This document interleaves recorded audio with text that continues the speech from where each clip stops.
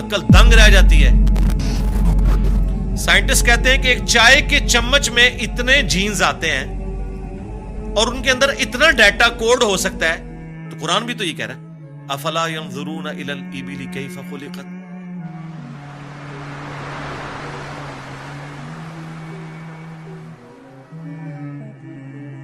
کیا تم نے آبزرو نہیں کیا ہم نے اونٹ کو کیسا بنایا, پہاڑوں کو کیسی اٹھان دی, آسمان کو کیسا بنایا, زمین کو کیسا بچھونا بنایا. 1000 آیات قرآن کی, آلموسٹ 6500 آیات میں سے وہ فزیکل فینومینا آف نیچر سے ریلیٹڈ ہے. سائنس کا علم ہے ہی ہے. تو یہ دنیا کا علم جو آپ کہہ رہے ہیں یہ دین ہی کا علم ہے, یہ کوئی دنیا کا علم نہیں ہے. حضرت آدم علیہ السلام کو قرآن کہتا ہے کہ ہم نے چیزوں کے نام سکھا دیے تھے. یہ تو نہیں کہتا کہ بتا دیے تھے کہ اللہ تعالیٰ کے نام کے 3 دفعہ پڑھنے ہیں تو یہ ثواب ہوگا. ہر چیز کا نام سکھا دیا تھا. پوٹینشلی وہ ان کے دماغ میں وہ درخت بو دیا گیا تھا جو آج اتنا بڑا ہو چکا ہے کہ انسان نے ایسے جہاز بنا لیے ہیں جو 500-600 مسافروں کو لے کے 8000 کلومیٹر تک بغیر ریفیولنگ کے اڑ سکتے ہیں. اور اڑتے نہیں, صرف لینڈ بھی کرتے ہیں. یہ سب سے مشکل کام ہے. لوگ کہتے ہیں جی میزائل ٹیکنالوجی مشکل ہے. جناب میزائل ٹیکنالوجی تو شاید ہی کوئی نہیں جو یہ بوئنگ کی ٹیکنالوجی ہے, کیونکہ میزائل تو آپ نے چھوڑنا ہے, اس نے پھٹنا ہے, واپس نہیں آپ نے اتارنا.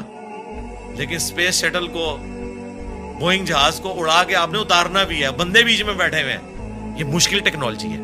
تو کر کے دکھایا نا. یہ انسان جب بھی کوئی چیز ڈسکور کرتا ہے نا, سب سے پہلے اس کا نام رکھتا ہے. تو پوٹینشلی آدم علیہ السلام کو تمام چیزوں کے نام سکھا دیے تھے جو فرشتوں کو بھی نہیں آتے تھے. انسان کی فضیلت اسی عقل کی وجہ سے. تو یہ کوئی دنیا کا علم نہیں ہے, یہ اللہ تعالی کا فعل ہے. یہ کائنات ہے کہ نہیں؟ قرآن اللہ کا کلام ہے اور کائنات اللہ کا فعل ہے. اللہ نے بنائی ہے نا, کریٹر نے. اللہ کے فعل کا علم حاصل کرنا یہ دنیا داری کیسے ہو گئی؟ یہ دنیا داری اس صورت میں ہوگی جب اس کے بعد آپ خدا کو نہ پہچانیں.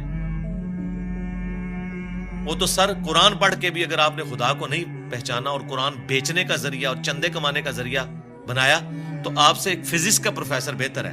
کم از کم اس نے خدا کی کتاب کو تو نہیں بیچا اپنے ذاتی فتووں کی خاطر. یہ تو بعد کے اعمال بتاتے ہیں کہ آپ اس میں سے نکال رہے ہیں. تو آج سائنس کی برکت سے میرے خیال خدا کا تعارف جتنا ہمیں ہوا ہے ہمارے اسلاف کو نہیں تھا. اور آج جس بہترین انداز میں ہم کریٹر کا تعارف ایک انسان کے سامنے رکھ سکتے ہیں, آج سے پہلے تصور بھی نہیں تھا کہ ایسا بھی ہو سکتا ہے. Structure of D N A, genes کی اسٹرکچر,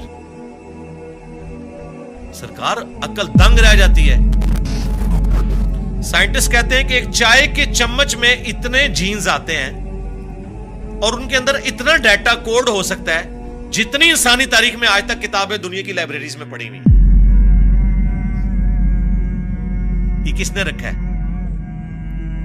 ایک بیج کے اندر اتنا ڈیٹا رکھ دیا کہ 6 ارب گنا بڑا درخت بنتا ہے اور سال ہر سال پھل دیتا رہتا ہے. سب کچھ اس بیج میں سے نکلا ہوا ہے. دنیا کی کوئی ہارڈ ڈسک اس کو سٹور نہیں کر سکتی. آج سے پہلے یہ تفصیلات ہمیں نہیں پتا تھی نا. ایک اجمالن پتا تھا کہ انڈے میں سے چوزا نکل آتا ہے. سرکار یہ وہ ڈیٹیلز جو اب سائنس ہمیں بتا رہی ہے, آج سے پہلے کسی کو, یعنی ایمبریولوجی کی فیلڈ اور الیکٹرانک مائکروسکوپ جو 1980 میں آ کے آلموسٹ فائنل ہوئی ہے, اس سے پہلے کسی کو پتا تھا کہ ماں کے پیٹ میں بچے کی ڈیولپمنٹ کیسے ہوتی ہے؟ کیا صحابہ کرام نے یہ دیکھا ہوا تھا؟ ان کا تو ایمان بالغیب تھا. ہم تو پریشان ہو جاتے ہیں کہ یار لوگ تو کہہ رہے ہیں جادو دیکھنا ہے تو یہ دیکھو.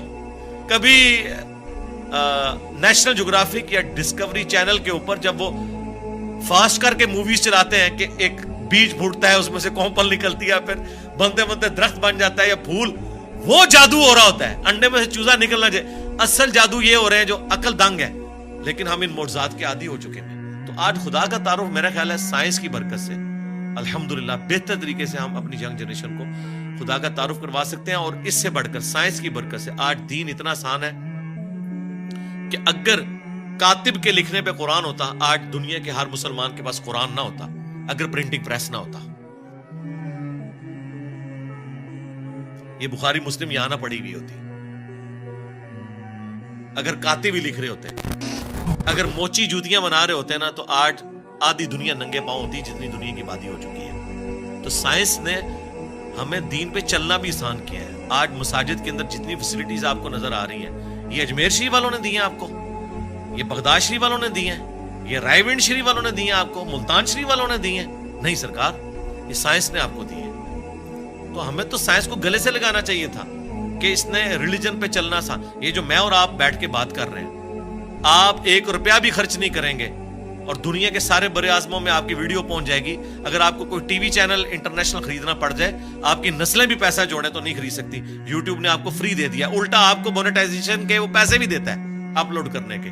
سرکار, یہ سائنس کی برکت سے سب کچھ ہوا ہے. تو احسان فراموش نہ بنے, سائنس نے آپ کو بہت کچھ دیا.